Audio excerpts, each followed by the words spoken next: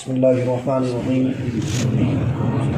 اللہم صلی علی سیدنا محمد وعلی آل محمد ادرکنا یا رسول اللہ صلی اللہ تعالی علیہ وسلم۔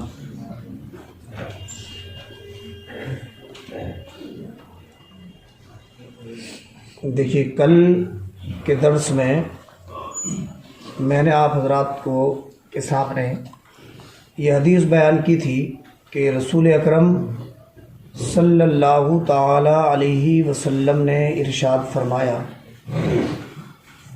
کہ میں نے جنت کے اندر جھانک کر دیکھا، جنت میں جھانک کر دیکھا تو سرکار نے فرمایا کہ میں نے دیکھا کہ جنت کے اندر زیادہ تر غریب مسکین لوگ موجود ہیں۔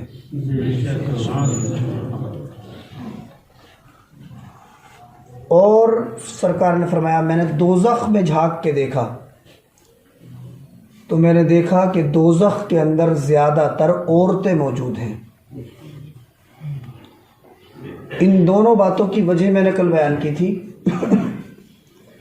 کہ سرکار دو عالم صلی اللہ تعالی علیہ وسلم فرماتے ہیں کہ جنت کے اندر زیادہ تر میں نے غریب مسکین اور فقیر لوگوں کو دیکھا،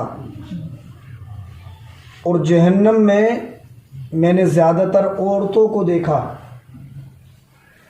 تو میں نے وجہ بیان کی تھی کہ جنت میں زیادہ تر غریب اس لیے موجود تھے کہ غریبوں کے پاس مال بہت کم ہوتا ہے تو ان کا حساب و کتاب بھی کم ہوتا ہے،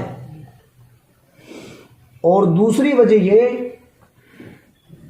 کہ دین کا کام کرنے والے، دین سے محبت کرنے والے، دین کو آگے بڑھانے والے زیادہ تر غریب ہی لوگ ہوتے ہیں۔ یہ ہسٹری رہی ہے، یہ تاریخ ہے کہ ہر نبی پر ایمان لانے والے زیادہ تر غریب لوگ تھے۔ اور کل کے درس میں نے بتایا تھا کہ دین کا کام کرنے والے مثال کے طور پہ قرآن کے حافظ، قرآن کے عالم، قرآن کے مفتی، یہ لوگ بھی زیادہ تر غریب ہوتے ہیں۔ تو چونکہ زیادہ تر دینداری غریبوں میں ہوتی ہے اور ان کے پاس مال بھی بہت کم ہوتا ہے، اس لیے سرکار دو عالم صلی اللہ تعالی علیہ وسلم نے جنت میں زیادہ تر غریبوں کو دیکھا۔ اور جہنم میں زیادہ تر عورتوں کو کیوں دیکھا؟ تو اس کی وجہ یہ ہے، 3 وجہ کل میں نے بیان کی تھی۔ پہلی وجہ یہ کہ عورتیں آدمیوں کے مقابلے میں دنیا کی طرف زیادہ مائل ہوتی ہیں۔ دوسری وجہ یہ کہ عورتیں بے صبری بہت ہوتی ہیں، اور تیسری وجہ یہ کہ عورتیں اپنے شوہروں کی نافرمان بہت زیادہ ہوتی ہیں۔ بخاری شریف میں تو بالکل صاف الفاظ ہیں، سرکار دو عالم نے عورتوں سے یہ حدیث بیان کی تو عورتوں نے پوچھ لیا یا رسول اللہ زیادہ تر عورتیں جہنم میں کیوں ہیں؟ تو سرکار نے فرمایا تکفرنا عشیرکننا، تم زیادہ تر جہنم میں اس لیے جاؤ گی کہ تم اپنے شوہروں کی نافرمانی بہت زیادہ کیا کرتی ہو۔ اب اس کا طریقہ کیا ہوتا ہے وہ کل میں نے بتایا تھا کہ آپ کتنا ہی کچھ کر لیں، اگر تھوڑی سی ان کی ناز برداری میں کمی آ جائے تو فوراً کہہ دیتی ہیں کہ تم نے میرے ساتھ کچھ نہیں کیا ہے آج تک۔ یہ بھی شوہر کی نافرمانی ہے، ایسا جملہ بولنا کہ تم نے آج تک میرے ساتھ کیا ہی کیا ہے، میں تو جب سے تمہارے گھر میں آئی ہوں میں نے پریشانی ہی اٹھائی ہیں۔ یہ جملے بھی شوہر کی نافرمانی ہے، اور انہی جملوں کی بنیاد پہ بہت ساری عورتیں جہنم میں چلی جائیں گی۔ اب دیکھیے، یہ تو کل کی بات تھی جو میں نے کل بیان کی تھی۔ آج آپ اپنے نبی صلی اللہ تعالی علیہ وسلم کی زندگی ملاحظہ فرمائیے کہ وہ آقا کہ جس آقا کے دست قدرت، جس آقا کے دست و بازو کو اللہ پاک نے اتنا طاقتور بنا دیا کہ وہ آقا خود فرماتے ہیں، بخاری شریف میں حدیث ہے، یا عائشۃ لو شئت لسارت ہذہ جبال مکہ معی ذہبا۔ سرکار دو عالم صلی اللہ تعالی علیہ وسلم نے حضرت عائشہ سے ارشاد فرمایا تھا، اے عائشہ، اللہ تعالیٰ نے میرے ہاتھوں میں اتنی طاقت عطا فرمائی ہے کہ اگر میں ان مکے کے پہاڑوں کو اشارہ کر دوں نا تو یہ مکے کے سارے پہاڑ میرے پیچھے پیچھے سونے کے بن کے چلنے لگیں گے۔ یہ نبی کے ہاتھوں کی طاقت ہے نا۔ آپ خود اندازہ کریں کہ جو نبی کسی کی ٹوٹی ہوئی ٹانگ پہ اپنا تھوک لگا دیں تو ان کی ٹانگ پہلے سے مضبوط ہو جائے، ہے نا، اس نبی کو اللہ نے کتنی طاقتوں سے نوازا ہوگا۔ اب جب طاقت کی بات آئی ہے نبی کی تو یہ بھی سن لیں، بخاری شریف میں ہی ہے یہ حدیث، اللہ کے رسول صلی اللہ تعالی علیہ وسلم کے اندر اللہ تعالیٰ نے دنیا کے 4000 آدمیوں کے برابر طاقت پیدا فرمائی ہے۔ کتنی بولیے؟ جتنی عام دنیا میں جو ہم تم لوگ ہیں، تو 4000 آدمیوں میں جتنی طاقت اللہ نے پیدا کی ہے اتنی اکیلے رسول پاک صلی اللہ علیہ وسلم میں اللہ نے طاقت پیدا فرمائی۔ یہ بخاری میں حدیث ہے نا۔ اب آپ دیکھیں پاور کا اور اختیار کا یہ عالم، اور زندگی دیکھیے، اور نبی کی زندگی میں اور اپنی زندگی میں کمپیریزن کیجئے کہ ہمارے نبی کو اللہ نے اتنے اختیارات دیے تو ان کی زندگی کیسی تھی، اور آج ہم ہزاروں بے انتہا اللہ کی نعمتیں کھاتے ہیں اور ہماری زندگی کیسی ہے۔ اور وہ اتنی سادگی کی زندگی پہ کتنا اللہ کا شکر ادا کرتے تھے، اور ہم اتنی عیش والی زندگی میں کتنے اللہ کی یاد سے، اللہ کے ذکر سے دور ہیں۔ یہ حدیث آپ سنیں، حدیث کے راوی ہیں حضرت عائشہ۔ حضرت عائشہ کون ہے بتائیے؟ کون ہے؟ حضرت ابو بکر صدیق کی بیٹی ہیں اور رسول پاک صلی اللہ علیہ وسلم کی بیوی ہیں۔ انہوں نے یہ حدیث بیان کی، ان عائشہ قالت ما شبع آل محمد من خبز الشعیر یومین متتابعین حتی قبض رسول اللہ صلی اللہ علیہ وسلم، متفق علیہ۔ حضرت عائشہ بیان کرتی ہیں کہ ما شبع آل محمد صلی اللہ علیہ وسلم، یہاں آل محمد سے مراد ہے سرکار کی بیویاں۔ کون مراد ہے؟ کتنی بیویاں تھی ایک وقت میں سرکار کی؟ 9 بیویاں، ایک وقت میں 9 تھی، باقی آپ صلی اللہ تعالی علیہ وسلم نے 11 سے شادی فرمائی۔ جی تو کیا فرماتی ہے حضرت عائشہ؟ حضرت عائشہ فرماتی ہے کہ کبھی بھی رسول پاک صلی اللہ علیہ وسلم کی بیویوں کے گھر میں کبھی بھی لگاتار 2 دن برابر روٹی نہیں بنی۔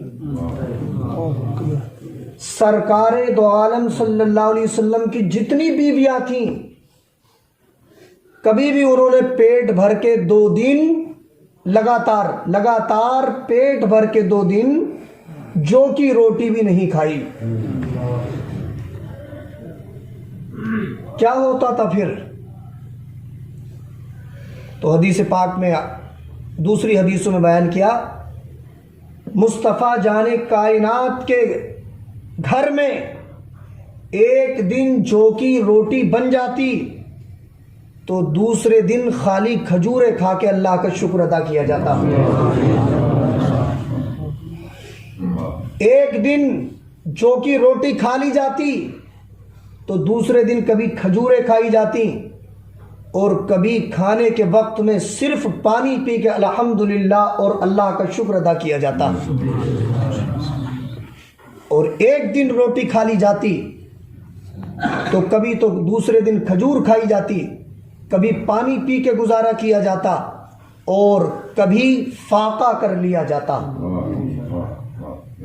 اور اگر دوسرے دن روٹی کا انتظام ہو بھی جاتا تو علماء نے لکھا ہے کہ مصطفیٰ جان کائنات اپنی بیویوں سے کہتے کہ کل تم نے روٹی کھائی تھی نا، آج والی روٹی کو غریبوں پہ صدقہ کر دو اور تم پانی پی کے گزارا کرو۔ یہ زندگی تھی ہمارے نبی کی بیویوں کی اور ہمارے نبی کی۔ اب یہاں کسی کے دماغ میں یہ بات نہ آئے کہ جب وہ اتنی طاقتوں کے مالک تھے تو پھر غربت کی زندگی کیوں گزارتے تھے۔ تو میں نے آج سے 10 دن پہلے ایک حدیث بیان کی تھی کہ حضرت جبریل کو اللہ نے بھیجا اور کہا کہ جبریل میرے محبوب سے مشورہ کرو، اگر میرے محبوب چاہیں گے نا تو مکے کے سارے پتھروں اور کنکروں کو سونے کا بنا دوں گا اپنے محبوب کے لیے۔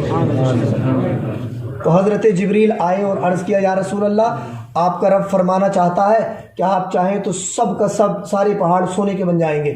سرکار نے فرمایا لا، مجھے سونا چاندی مال دولت نہیں چاہیے، میں تو یہ چاہتا ہوں اشبع یومن، ایک دن کھا کے اللہ کا شکر ادا کروں اور دوسرے دن بھوکے رہ کے اللہ کا شکر ادا کروں۔ سرکار نے غربت کو اختیار فرما لیا۔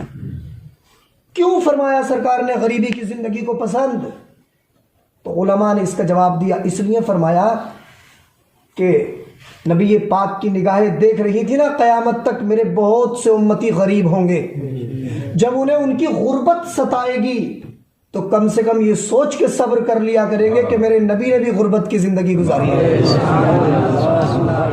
اس لیے غربت کی زندگی سرکار دو عالم صلی اللہ تعالی علیہ وسلم نے پسند فرمائی۔ تو یہ حدیث آپ سنیں اور یاد کرنے کی کوشش کریں کہ نبی پاک صلی اللہ تعالی علیہ وسلم کے گھر کی زندگی کیا تھی کہ لگاتار 2 دن کبھی بھی آپ کی ازواج مطہرات نے پیٹ بھر کے جو کی روٹی نہیں کھائی، بلکہ ایک دن جو کی روٹی کھاتے، دوسرے دن یا تو کھجوریں کھا کے گزارا کرتے اور اللہ کا شکر ادا کرتے، یا دوسرے دن پانی پی کے اللہ کا شکر ادا کرتے، یا دوسرے دن فاقہ کر کے اللہ کا شکر ادا کرتے۔ یہ ان کی زندگی تھی، اور وہ ایسی زندگی میں کتنے بڑے اللہ کے عبادت گزار تھے۔ میں نے آپ کے سامنے یہ حدیث بھی پیش کی ہوگی، بخاری شریف میں حدیث ہے کہ قام النبی صلی اللہ تعالی علیہ وسلم لعبادت اللہ فطال قیامہ حتی تورمت قدماہ۔ سرکار دو عالم جو کی روٹی کھا کے کتنی اللہ کی عبادت کرتے، تو بخاری میں حدیث ہے کہ سرکار جب اللہ کی عبادت کے لیے کھڑے ہوتے تو اتنا لمبا قیام کرتے، اتنا لمبا قیام کرتے کہ رسول پاک کے پیر شریف سوج جایا کرتے تھے، اتنا لمبا قیام کرتے۔ اب آپ اندازہ تو کریں کہ جس نبی کا ہم کلمہ پڑھتے ہیں، اس نبی کا لائف اسٹائل، اس نبی کی زندگی تو یہ تھی کہ کبھی بھی شکم سیر ہو کے جو کی روٹی بھی نہ کھائی، اور عبادت اللہ کی اتنی کی کہ آپ کے پیر سوج گئے، اور آج ہم خوب پیٹ بھر بھر کے کھاتے ہیں اور اللہ کی عبادت سے دور ہیں۔ ہمارے گھروں کی ہماری بہن بیٹیاں خوب شکم سیر ہو کے کھاتی ہیں، لیکن ان کی نمازیں بالکل گول ہیں۔ اب خود سوچیں ہم کہ ہم دعویٰ نبی کی محبت کا کرتے ہیں اور ہم نبی کے نقش قدم پہ کتنا چل رہے ہیں۔ نبی پاک صلی اللہ تعالی علیہ وسلم کے دل میں ذرا سی بھی دنیا کی محبت نہیں تھی، बुखारी ही में एक हदीस हो रहे कि एक दिन ऐसा हुआ कि सरकार दो आलम सल्लल्लाहु ताला अलैहि वसल्लम ने नमाज अदा फरमाई, और नमाज अदा फरमाते ही सरकार दो आलम बगैर दुआ किए फौरन हजरत आयशा के हुजरे में तशरीफ ले गए। आम तौर से सरकार की आदत ये थी नमाज के बाद दुआ फरमाते थे, लेकिन दुआ किए बगैर ही हुजरे आयशा में तशरीफ ले गए और फिर वापस आए। तो सहाबा ने अर्ज किया, या रसूल अल्लाह, इतनी जल्दी जाने की वजह क्या थी? तो सुनिए जवाब मुस्तफ़ा का। सरकार ने फरमाया था कि लोगों, मेरे पास सदक़े का थोड़ा सा सोना और चांदी रखा था, तो मेरे दिल ने यह गवारा न किया कि मैं गरीबों तक उनका हक पहुंचाने में कुछ देर करूं, बल्कि मेरे दिल ने चाहा कि अब जब फर्ज नमाज अदा हो गई तो अब फौरन गरीबों तक उनका हक पहुंचा दिया जाए। ये नबी की जिंदगी थी।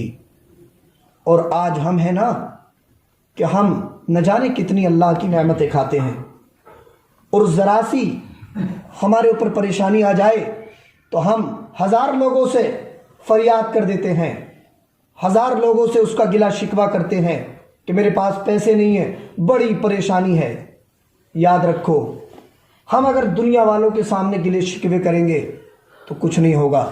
अगर परेशानी हो तब भी अल्लाह का शुक्र अदा करो और उस मालिक हकीकी की बारगाह में हाथों को उठाओ कि जो मालिक हकीकी कभी किसी को मायूस नहीं करता है। सुनने इब्ने माजा में एक हदीस है, अल्लाह के नबी सल्लल्लाहु अलैहि वसल्लम ने इरशाद फरमाया कि अल्लाह ताला फरमाता है कि जब मेरा बंदा मेरे सामने हाथों को उठा के दुआ करता है, बड़ी गौर से सुनने की हदीस है, मेरा बंदा जब हाथों को उठा के मेरे सामने दुआ करता है तो उसके हाथों को खाली लौटाते हुए मुझे हया आती है। ये अल्लाह का फरमान है, अल्लाह फरमाता है, हदीस कुदसी है। सरकार ने फरमाया कि अल्लाह कहता है कि जब मेरा कोई बंदा अपने हाथों को उठा के मुझे गफूरुर रहीम खालिक व मालिक कह के मुझसे दुआ करता है ना, तो फिर उसके हाथों को खाली लौटाते हुए मुझे हया आती है। उस परवरदिगार से मांगो, है ना, वही सब कुछ देने वाला है हकीकत में। तो हमें अगर मुसीबत आ जाए तो जानते हैं मुसीबत क्यों आती है हमारे ऊपर? इसका जवाब कुरान शरीफ के 5वें पारे में है। अल्लाह फरमाता, मा असाबतकुम मिन मुसीबतिन फबिमा कसबत अयदीकुम। अल्लाह फरमाता है तुम्हारे ऊपर जो परेशानियां आती हैं, तुम्हारे ऊपर जो मुसीबतें आती हैं, ये सब तुम्हारे कारनामों और करतूतों की वजह से आती हैं। तो अगर परेशानी भी हो तो हमें गिला नहीं करना चाहिए। एक बहुत बड़े अल्लाह के वली हैं, उनकी बारगाह में एक शख्स आया जिसके पास पैसे खत्म हो गए थे। आके कहने लगा, आप दुआ कर दीजिए कि अल्लाह मुझे कहीं से पैसों का इंतजाम कर दे। तो अब देखो, ये जो अल्लाह वाले होते हैं ना, इनका हर कदम रसूल करीम सल्लल्लाहु अलैहि वसल्लम की शरीयत के मुताबिक होता है और इनके दिल में दुनिया का कोई लालच नहीं होता। जैसे उसका ये जुमला सुना ना, फौरन उन्हें जलाल आ गया। कहा कि अच्छा, अब से पहले पैसे थे तुम्हारे पास? बोले हाँ, अब से पहले सब बढ़िया चल रहा था। तो बोले अब अगर तुम्हारे पास पैसों की कमी हो गई तो तुम फौरन जो है रोने और गिड़गिड़ाने लगे। तो वो थोड़ा जो है झिझका। उन्होंने कहा, ये बताओ कि अगर तुम्हारी एक आंख निकलवा लें और तुम्हें 10,000 रुपए दे दें तो तुम मान जाओगे? कहा नहीं, मुझे तो 20,000 रुपए भी कोई देगा तो आंख नहीं निकलवाऊंगा। क्या अच्छा, तुम्हारा एक पैर जो है कूले से निकलवा दें और वहां बैसाखी लगा दें और तुम्हें 50,000 रुपए दे दें तो तुम मान जाओगे? उसने कहा नहीं, कोई 1 लाख देगा जब भी नहीं मानूंगा। تو پھر انہوں نے جواب دیا، ایسے ہی انہوں نے کئی سوال کیے کہ تمہاری آنکھیں تمہارے جو ہے دانت نکلوا دیں اور تمہیں 20,000 روپے دے دیں، تمہارے ہاتھ کٹوا دیں، تمہیں 50,000 روپے دے دیں تو چل جائے گا؟ اس نے کہا کہ نہیں، میں پیسوں پہ راضی نہیں ہو سکتا، اپنے جسم کے اعضاء کو پیسوں کے بدلے میں نہیں دے سکتا۔ تو انہوں نے کہا اچھا، یہ تیرے جسم کے اعضاء ہو گئے، اور جس اللہ نے مفت میں تجھے آنکھیں دی ہیں، جس پروردگار نے مفت میں تجھے زبان دی ہے، جس پروردگار نے مفت میں تجھے پیر دیے ہیں، ہاتھ دیے ہیں، کیا تو پریشانی کے عالم میں اس اللہ کا شکر ادا نہیں کر سکتا؟ تیرے پاس تھوڑی سی پریشانی آ گئی تو تو واویلا مچانے لگا؟ جس اللہ نے پہلے تجھے خوشحالی دی تھی وہی اللہ تجھے اب بھی خوشحالی دے گا، شرط یہ ہے کہ تو سچے دل سے اس مولا کی بارگاہ میں ہاتھ اٹھا دے۔ بس ایک حدیث اور سن لیں اور پھر بات میں ختم کر رہا ہوں۔ اب یہ جو آگے حدیث آ رہی ہے، ابھی آپ نے نبی کی زندگی دیکھی کہ نبی کی زندگی کیسی تھی، اب اگلی حدیث میں صحابی کی زندگی دیکھیے کہ ایک صحابی اپنے نبی سے کتنی محبت کرتے تھے اور اپنے نبی کی زندگی کو کیسے اپنانا چاہتے تھے۔ حدیث کے راوی ہے ان سعید المقبری ان ابی ہریرہ انہ مر بقوم بین ایدیہم شاۃ مسلیہ فدعوه فابى ان یاکلا وقال خرج النبی صلی اللہ علیہ وسلم من الدنیا ولم یشبع من خبز الشعیر، رواہ البخاری۔ اس حدیث کو بھی امام بخاری نے روایت کیا ہے، حضرت ابو ہریرہ سے مروی ہے۔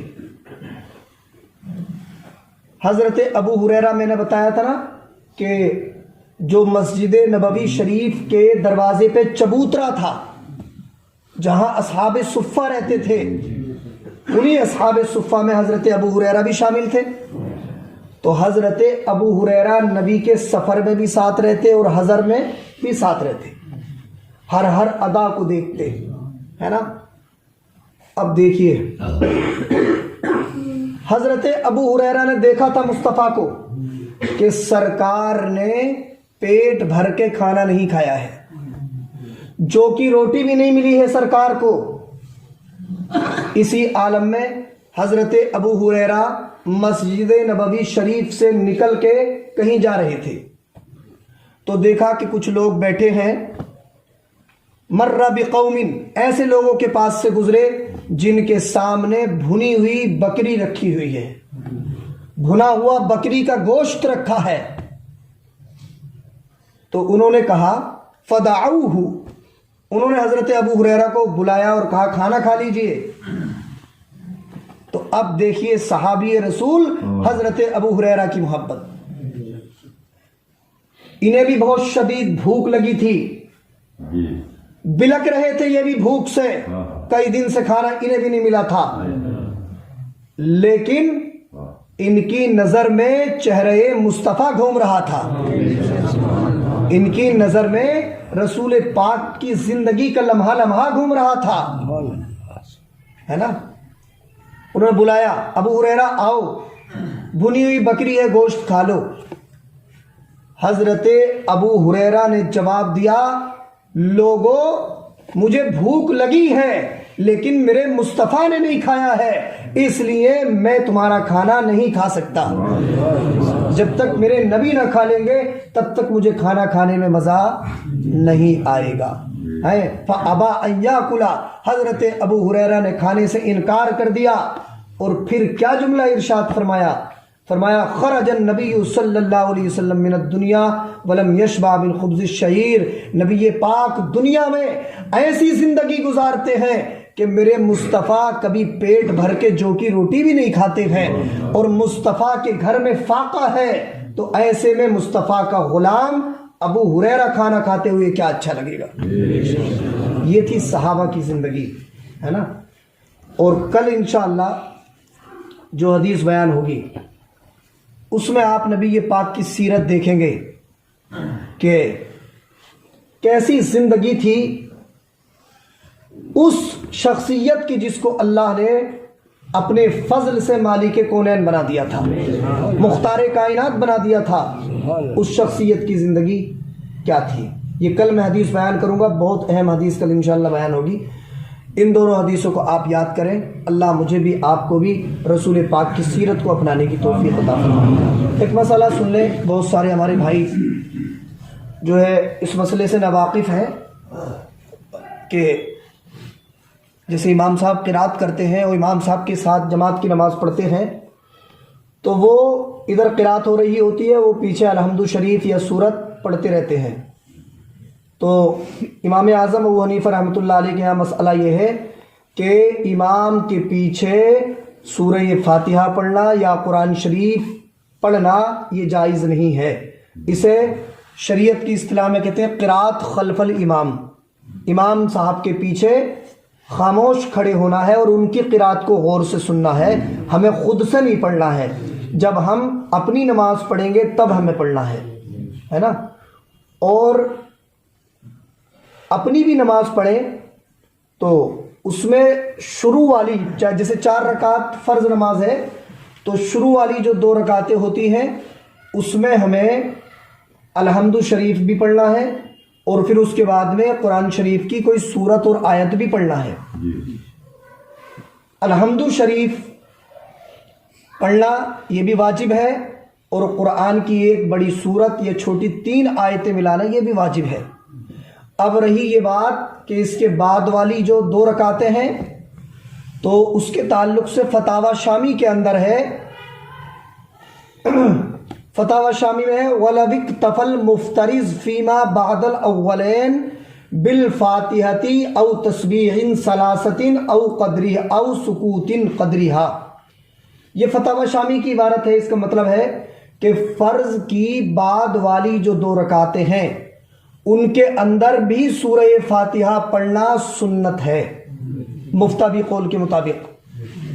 اور اگر کوئی اس میں سورہ فاتحہ نہ پڑھے 3 بار سبحان اللہ کہہ لے یا 3 بار سبحان اللہ کہنے کی مقدار کھڑے ہو کے رکوع کر لے یا جتنی دیر میں سورہ فاتحہ پڑھی جاتی ہے اتنی دیر خاموش کھڑا رہے تب بھی اس کی نماز ہو جائے گی. یہ مسئلہ آپ ذہن میں رکھیں.